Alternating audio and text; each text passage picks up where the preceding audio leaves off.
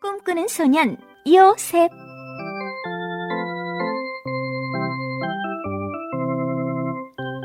가나안에 야곱이라는 할아버지가 살고 있었습니다. 그는 본래 쌍둥이 중에 동생으로 태어났는데 형의 이름은 에서였습니다. 야곱 할아버지에게는 12아들이 있어서 마음이 든든하였습니다. 그 중에서도 11번째 아들인 요셉을 특별히 사랑하였습니다. 요셉에게는 아주 좋은 옷을 해서 입혔습니다. 요셉은 형들과 양을 치면서 형들에게 있었던 일과 잘못한 것을 모두 아버지에게 일러 바쳤습니다. 형들은 이런 요셉을 상당히 미워하였습니다. 요셉과는 말도 하지 않았습니다. 귀찮고 어려운 일은 모두 요셉에게 시켰습니다.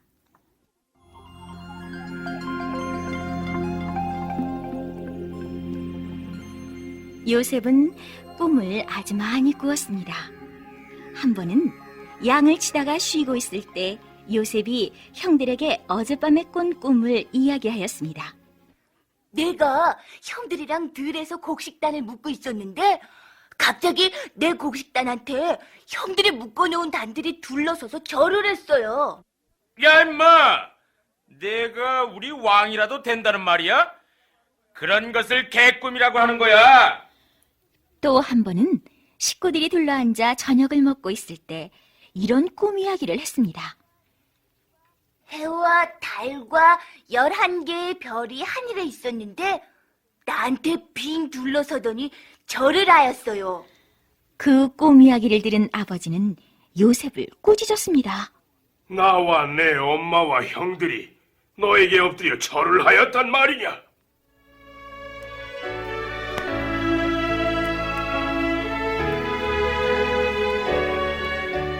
요셉의 집안은 부자였습니다. 아주 많은 양과 가축들을 키우고 있었습니다.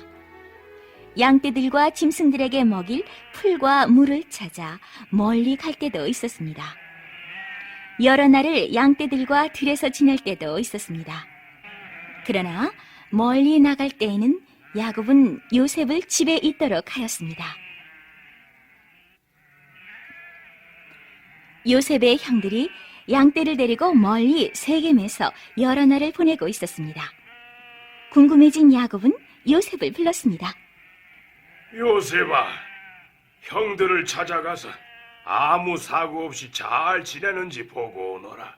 예, 아버지. 가서 형들과 양떼들이 잘 있는지 보고 오겠습니다. 요셉은 먹을 물과 음식을 가지고 세겜을 향하여 갔습니다.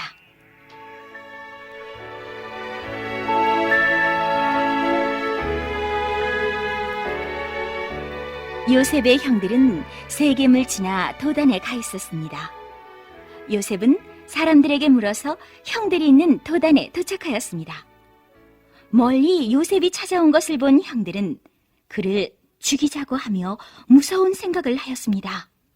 자, 꿈꾸는 녀석을 죽여서 웅덩이에 던져놓고 사나운 짐승이 잡아먹었다고 하자.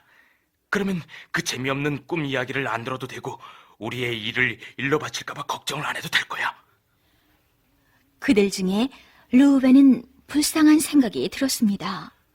요셉도 우리 형제인데 어떻게 그런 끔찍한 일을 할 수 있단 말이야. 그냥 웅덩이에 버리고 가자. 르우벤은 나중에 다시 돌아와서 그를 구하려고 그런 말을 하였습니다. 요셉의 좋은 옷을 벗긴 형들은 그를 물이 없는 웅덩이에 빠뜨렸습니다.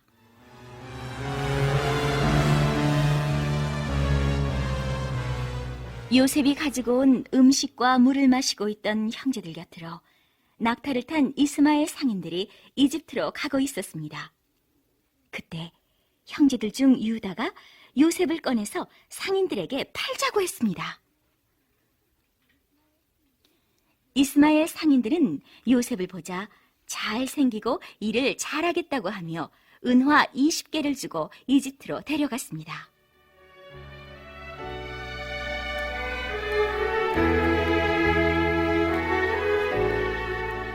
형들은 요셉의 옷에다가 염소의 피를 묻히고 찢었습니다. 아버지, 우리가 돌아오는 길에 이 옷을 주었는데 분명히 요셉의 옷 같습니다. 이것은 요셉의 옷이로구나. 너희들을 찾아가다가 사나운 짐승을 만나 죽은 것이 틀림없구나.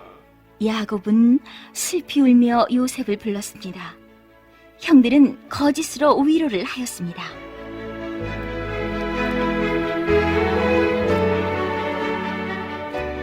요셉을 이집트로 데려온 이스마엘 상인들은 노예 시장으로 갔습니다.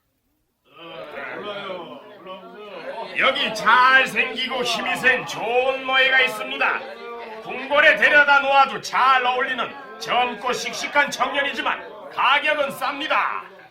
요셉은 이집트의 왕 바로의 경호 대장인 보디발 장군의 집에 노예로 팔려갔습니다. 하나님, 저는 노예가 되고 말았습니다. 앞으로의 모든 일들을 도와주세요. 요셉은 하나님께 기도를 드리고 아주 열심히 일을 하기 시작했습니다. 보디발 장군은 요셉이 정직하고 성실하며 지혜롭게 일하는 것을 보고 매우 흡족해하였습니다. 몇 년이 지난 후 보디발 장군은 집안의 모든 일과 재산 관리를 아예 요셉에게 맡겨버렸습니다. 하나님께서 요셉의 하는 일에 복을 내려주셔서 더욱 재산이 늘어갔습니다.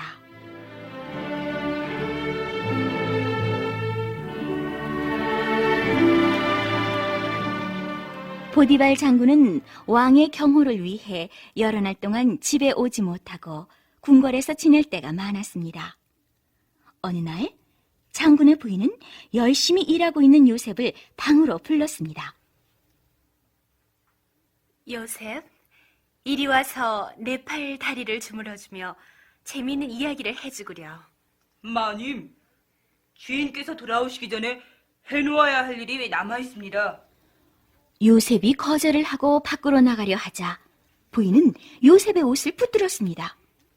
그러나 요셉은 자기의 옷이 찢어져서 벗겨진 것도 모르고 밖으로 뛰쳐나왔습니다. 부인은 보디발 장군이 돌아오자 거짓말을 하였습니다. 당신이 데리고 온 히브리 중이 나를 희롱하려고 내 방에 들어왔으나 소리를 질러 종들을 부르며 붙들자 겉옷이 벗겨진 채 달아났습니다.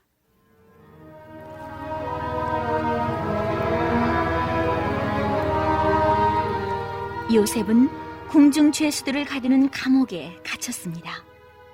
하나님께서는 그곳에서도 요셉과 함께 하시어 그를 축복하셨습니다. 요셉의 훌륭함을 인정한 간수장은 감옥의 모든 일들을 그에게 다 맡겼습니다. 어느 날 궁궐에서 왕의 수를 따르는 신하와 빵을 굽는 신하가 죄를 짓고 요셉이 있는 감옥에 들어왔습니다. 하루는 술을 따르던 신하가 이상한 꿈을 꾸고 요셉에게 이야기했습니다. 당신은 3일 후에 다시 왕의 술 따르는 자리로 갈 것입니다.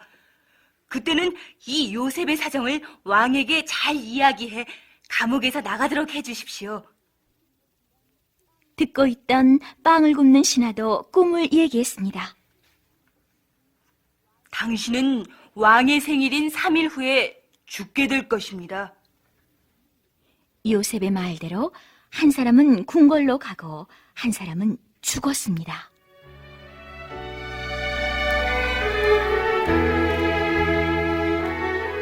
아니, 내 꿈을 풀이해줄 사람이 이 나라에는 한 사람도 없단 말이냐?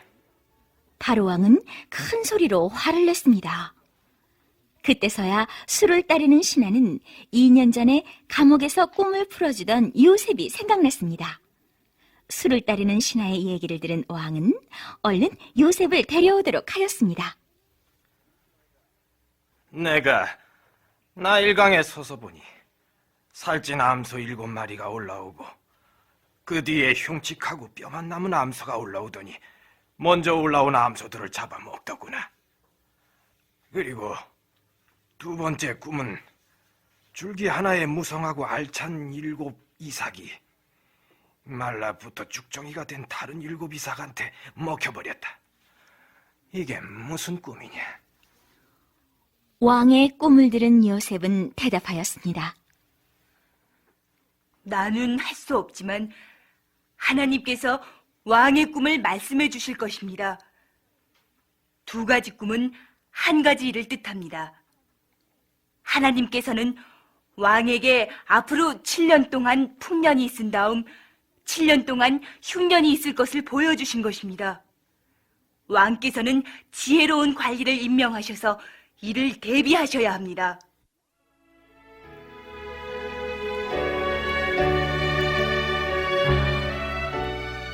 바로왕은 모든 신하를 불러 모았습니다. 여기 하나님께서 함께하는 지혜로운 사람 요셉을 우리에게 보내주셨다. 나는 요셉으로 하여금 이집트의 모든 일을 맡아 하도록 그를 국무총리에 임명한다.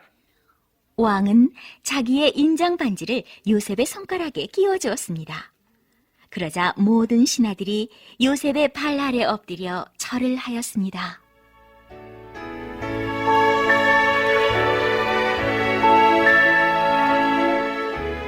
자기 방으로 돌아온 요셉은 하나님께 감사의 기도를 드렸습니다. 이집트에는 7년 동안 풍년이 들어 농산물이 가득가득하였습니다. 요셉은 식량을 아껴서 창고를 곳곳에 만들게 하고 흉년에 대비하여 아주 많은 곡식을 저장하도록 하였습니다. 얼마나 많이 저장을 했는지 셀 수도 없었습니다. 그러는 동안 요셉은 아스낫이라는 아름다운 처녀와 결혼도 하였습니다.